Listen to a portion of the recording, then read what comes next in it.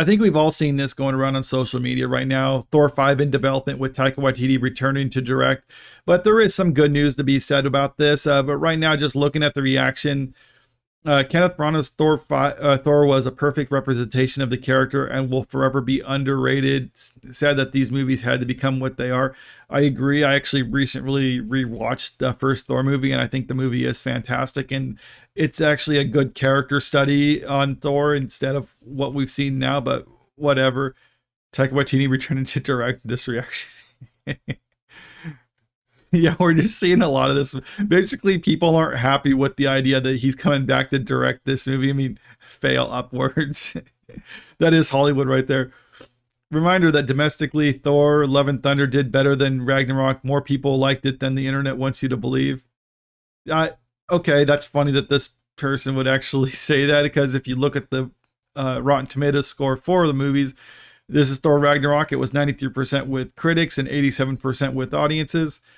Jump over to Love and Thunder, it's 63% with critics and 77% with audiences. So not nearly as widely loved, or it's definitely not more loved than Thor Ragnarok. So I don't know what that person was smoking to come up with that. I mean, I think they just personally liked it better. I mean, and they're just trying to like conflate that to everyone. But either way, I mean, that's not a good sign when it actually is less than the previous movie.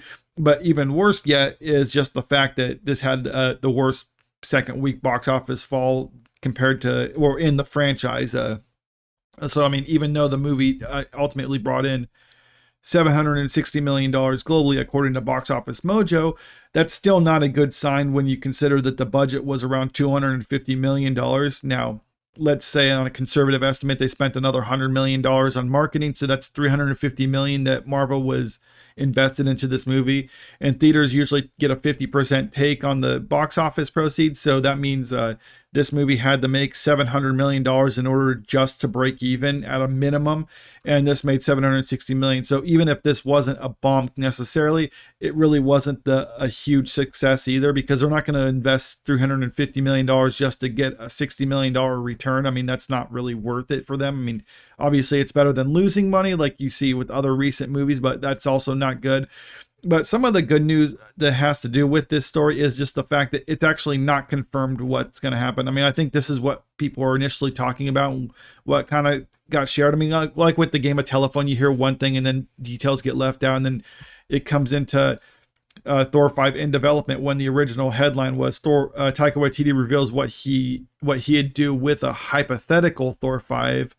And one thing that some of the things he was talking about in this article was basically he wants to make a more formidable villain than what Hela was in Ragnarok, which, yes, you want to up the stakes in a sequel, so I understand that. But then he was also talking about like he wants to continue with the evolution of the character, which I think that's what a lot of people have issue with. Basically, his evolution of the character was more or less to take the lessons that he learned in the first movie and just kind of throw them out the window. Because in the first movie, he was kind of like just kind of like a cocky warrior prince type person who thought he knew everything and whatever. But and he had more or less had to learn like humility and diplomacy in order to be worthy of actually becoming king and kind of round out himself. And I mean, yeah, he could be a warrior, but I mean, he has to be more than just that too. And that's kind of the lessons that he had to learn in order to be worthy of being Thor and ultimately becoming king of Asgard. And then when Taika Waititi takes over, he's like, I'm going to throw that out the window. Thor's basically going to be like a nomadic warrior type person, but he's just going to be happier and more jokey. So that's the evolution that he thought he took him on. And I think that's kind of what they're actually doing with the character, or what he would continue to do with the character. And that's what a lot of people don't like about the project, including Chris Hemsworth himself, because he's recently come out basically saying he doesn't want to do another movie with Taika Waititi, or he thinks that he's a little too jokey about it or not serious enough about the character, which he also says that he thinks that the direction of the movie should be a little bit different. It should almost come in twos, where the first two movies were kind of serious, and then the second two movies were a little jokey. So he thinks the tone, if they're to make more, should be a little bit different tone. And I think that's just his way of saying, like, I don't want to work with Taika Waititi again, because I think he's described as basically being like an adult child and stuff like that with the way he goes about doing things. And frankly, with the way Disney is trying to change course right now, with Bob Iger coming out and saying that he wants to be a little bit more restrictive on what he does in the future of Marvel and things like that, then maybe it looks like that they're not going to actually do another movie, or if they do, they're going to be a little bit more conservative on the budget with it, or maybe bring someone else in that they think can handle it better, because Taika Waititi has shown that he's not necessarily good for Thor, and that's not, I don't think, a problem with himself per se, because Taika Waititi has shown to be a good director, and he has been able to balance a more serious and comedic elements. I mean, look at something like Jojo Rabbit. I mean, I think that was a good balance. But when it comes to Thor, I mean, it's not really his personal project. It's just another studio movie that he's hired to work on.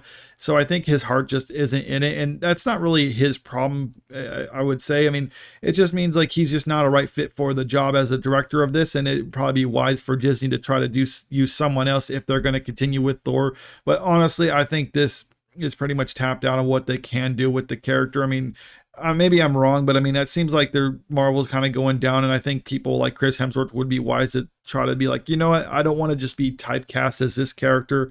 I should go out and do other stuff. I mean, he's shown he can be successful in other movies, like Extraction was really good, so maybe that'll be his future now, and we're just done with seeing Thor. But let me know what you think about all this in the comment section below. And if you like this video, make sure you click that like button, share the video, and subscribe to the channel if you want to stay up to date with the latest news. Thank you.